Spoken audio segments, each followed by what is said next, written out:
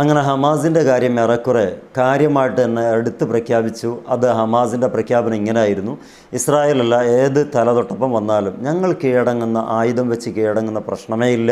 നിങ്ങൾ ഇന്നേ വരെ ഞങ്ങളെ ചവിട്ടി മതിക്കാൻ വേണ്ടി ശ്രമിച്ചിരുന്നു, പക്ഷേ അതിലൊക്കെ അമ്പെ പരാജയപ്പെട്ടു. ലോകത്തിന് മുമ്പിൽ നിങ്ങളൊന്ന് എഴുന്നേറ്റിൽ നിൽക്കണമെന്നുണ്ടെങ്കിൽ നിങ്ങൾ ഇനിയും പൊരുതിക്കൊണ്ടേയിരിക്കുക, ഞങ്ങൾ കൂടെ ഉണ്ടാകും എന്ന് പറയുമ്പോൾ, ഇത്ര നാൾ എങ്ങനെയാണോ വീര്യം ചോരാതെ നിങ്ങൾക്കെതിരെ വലിയ രൂപത്തിൽ അറ്റാക്ക് ചെയ്യാം ഈ ഹമാസിന് സാധിച്ചത്, അതുപോലെ ഇനിയും തുടർന്നുകൊണ്ടിരിക്കും. നിങ്ങളുടെ കൊമേഡിയം സിസ്റ്റത്തിൻ്റെ ഭാഗമായിട്ടുള്ള സൈന്യത്തെയോ അല്ലെങ്കിൽ ഭരണ സംവിധാനങ്ങളെയോ ഹമാസ് അംഗീകരിക്കില്ല. മാത്രമല്ല, ഹമാസ് ഭരിക്കുന്നുണ്ടെങ്കിൽ ആ ഗസ ഭരിക്കും.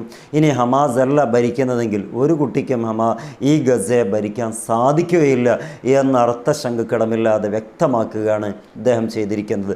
വളരെ വ്യക്തമായിട്ടുള്ള വാക്കുകളിൽ നിന്ന് മനസ്സിലാക്കാൻ പറ്റും, ഹമാസ് എന്ന് പറയുന്നത് ചെറിയൊരു മിലീഷ്യയല്ല. ഇനിയും ഒരുപാട്, അഥവാ നമ്മളൊക്കെ സാധാരണ പ്രയോഗിക്കുന്നത് പോലെ ഒരു മഞ്ഞുമലയുടെ ഇങ്ങേ അറ്റം മാത്രമേ കണ്ടിട്ടുള്ളൂ. അതിൻ്റെ അങ്ങേ അറ്റം ഇനി കാണണമെങ്കിൽ വർഷങ്ങളെടുക്കും. അതിൻ്റെ അപ്പുറം ഇനി കാണാൻ ഈ യുഗത്തിന് സാധിക്കുമില്ല എന്നുള്ളത് ആലോചിക്കേണ്ട കാര്യമാണ്. ഇസ്രായേലിനെ സംബന്ധിച്ചിടത്തോളം ഇനി അവരുടെ ടാർഗറ്റ് ഹിറ്റ് ചെയ്യാൻ കഴിയാതെ വരുമ്പോൾ അടുത്ത തന്ത്രം എന്ന് പറയുന്നത് ഒരു പുതിയ സൈന്യത്തെ കൊണ്ടുവരികയും പുതിയ സർക്കാരിനെ രൂപീകരിക്കുകയും അതിനാവശ്യമായ സപ്പോർട്ട് കൊടുക്കുകയും അവിടെ തകർന്ന് തരിപ്പണമായിട്ടുള്ള ബിൽഡിങ്ങുകളൊക്കെ പുനരുദ്ധരിപ്പിക്കുകയും ചെയ്യുന്ന ഒരു സിസ്റ്റമാണ്. പക്ഷേ അത് ഹമാസ് ഒരു കാരണവശാലും അത് അംഗീകരിക്കാൻ തയ്യാറല്ല എന്ന് പറയുമ്പോൾ നമുക്കൊരു പൊതുവേ ഒരു ധാരണ ഉണ്ടാവും, ഇത്രയൊക്കെ ആയ സ്ഥിതിക്ക് ഇനി എന്തിനാ ഹമാസിന് വിട്ടുകൊടുത്തൂടെ?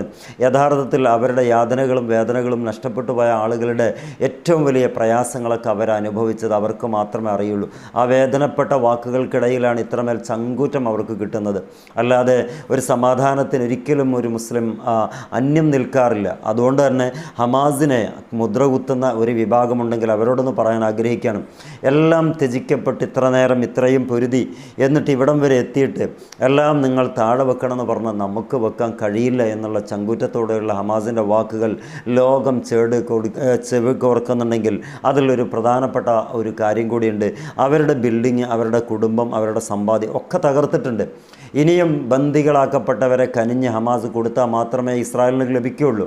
എന്നിട്ടും ഹമാസ് താഴെ വെക്കണം ആയുധങ്ങളെന്ന് പറയുന്നുണ്ടെങ്കിൽ അതൊന്നും ഇനിയും ഒരു കാലത്തും നടക്കില്ല. ഇപ്പോൾ പ്രത്യേകിച്ചും നടക്കില്ല എന്ന ചങ്കൂറ്റത്തോടെ ആണത്തത്തോടെ പറയുമ്പോൾ നമുക്ക് ലോകത്തിന് മുമ്പിൽ കാണിക്കാൻ ഇത്രമേൽ മഹത്തരമായിട്ടുള്ളത് ആരാ ഉള്ളത് എന്ന് നമുക്കറിയാൻ പറ്റും. പറയാൻ കഴിയില്ല. കാരണം ഇവർ തന്നെയാണ് ഏറ്റവും മുതിർന്ന സ്വന്തം രാജ്യത്തോട് കൂറ് പുലർത്തുന്ന ആളുകൾ. അവർ പറയുന്നത് ഇത്രയേ ഉള്ളൂ, ഞങ്ങളുടെ രാജ്യത്തെ ഭരിച്ച് മുന്നോട്ട് പോകും, അത്രയേ ഉള്ളൂ.